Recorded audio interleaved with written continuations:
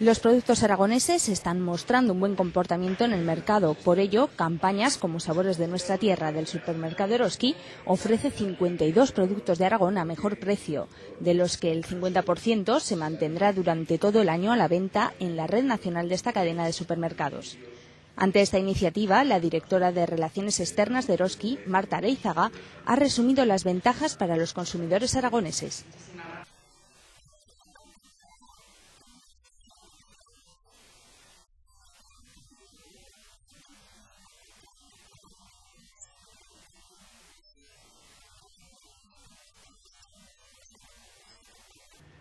Al acto de presentación también ha asistido el consejero de Agricultura y Alimentación, Gonzalo Arguilé, quien ha estimado que la situación de la fruta en Aragón es bastante crítica por el mal funcionamiento de la OCM y el bajo consumo debido a la crisis.